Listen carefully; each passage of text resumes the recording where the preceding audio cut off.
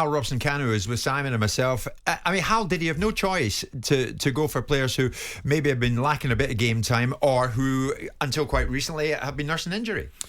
Yeah, of course.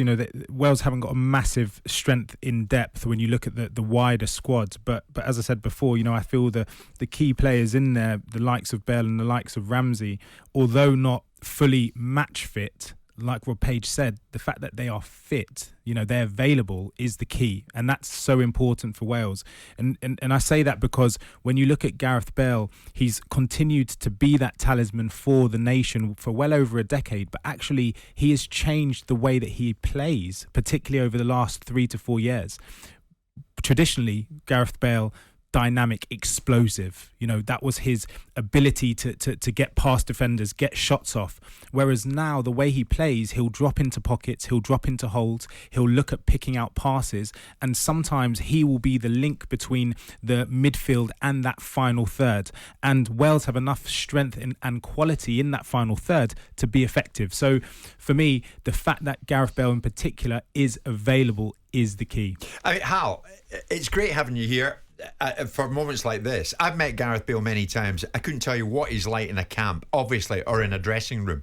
Tell us, every Welsh fan in the land will want to know, what is the guy like? I mean, he is a phenomenal player. He's a phenomenal player, and his career has been incredible. When you look at what he has done for Real Madrid and the abuse that he's had at Real Madrid is another story altogether. He should be a hero in the fans' eyes, in my opinion. But actually, what he brings to the squad, what he brings to the dressing room is also equally as important to what he also brings on the pitch. He cares. He's obviously got a passion, but he leads by example. And he wasn't a massive shouter. We'd be preparing for big games. You'd hardly hear his voice. But when you looked at him square in the eye, you knew he was ready. And that's what he was, fantastic at doing, leading by example. So, yeah, it's going to be exciting. I think everyone's very excited about the World Cup and particularly the Welsh. Did he ever say to you, Hal, I mean, you're a seasoned campaigner, did he ever say to you in conversation about the abuse he was getting from certain sections of the Real Madrid support? Did it get to him? Did he ever bring it up? I would mention it to him, over dinner time and would say, Bela, what's it like? And he would just he'd laugh. He would literally just laugh and he'd say, it's water off a duck's back. And that, for me, again, epitomizes him. You cannot achieve what he's achieved in the game by caring about what people think of you. You have to have a steely mental resilience to allow you to play at that top level, whether you're competing against the best players in the world, you're being coached and managed by the best managers. Yeah. You have to have something about you, and that's what he's always had. Simon, you have to look at, when you look at Wales' opening game against USA, can Bale score in that? Yeah, of course he can. Second game against Iran, can he score in that? He could score for fun.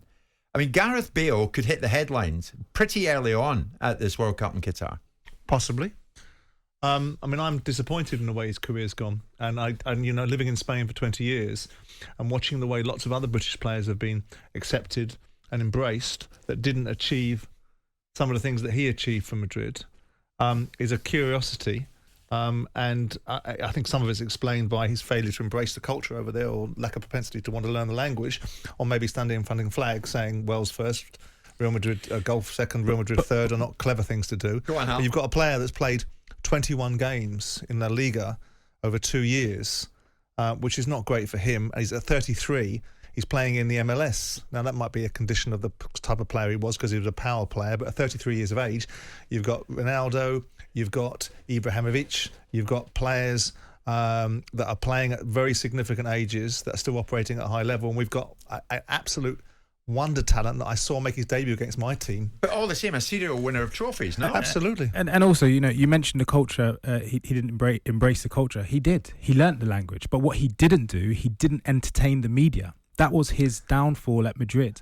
And so he was, I'm not sure castigated. That's right. I saw him rocking around Marbella a few times. I'm not sure that's entirely right. And I spoke to people over there that spent a lot of time, like Phil Kitchener-Melidis at Real Madrid, that will sing you a different song, that will tell you a different speech. Like what? About the fact that he isn't embraced the culture in the way that he could have done, But and he doesn't have a dominance of the language. That's too broad a statement. Embrace the culture. What does that actually mean? So if we're saying embrace the culture, learn the language, he learnt the language. Well, but he didn't talk. He didn't speak. My and understanding is communicate that's the language. not the case. Now, I haven't spoken to him in Spanish, so I can't tell you whether he did or didn't. Well, right? didn't he? He did an interview the first time he obviously moved to America in Spanish for the Spanish fans, South Fantastic.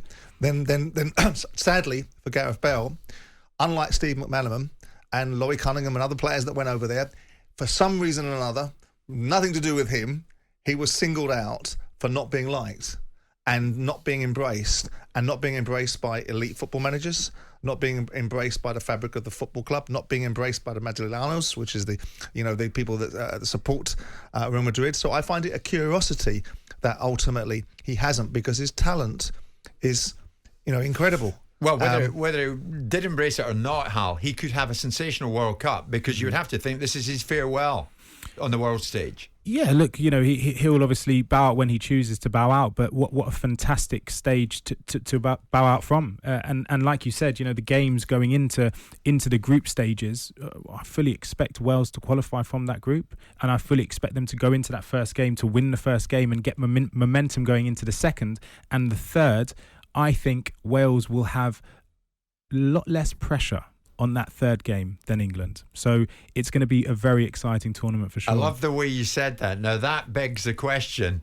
Simon's ears have picked up at that. I'm not quite sure how we're going to be under less You would pressure. like to think that Wales will go into the third game against England with a lot less pressure on them, having got a job done, and then have every chance of beating England. Is this what you're saying? Well, I'm not going to go all the way there, but it's going to be a very interesting game. And like I said, the issue for England players in particular in major tournaments has always been about expectation and pressure.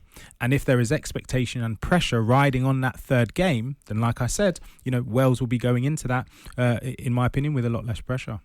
Jim White and Simon Jordan, Monday to Thursday morning 10 till 1 on AM, on DAB, via the talkSPORT app and on your smart speaker. talkSPORT.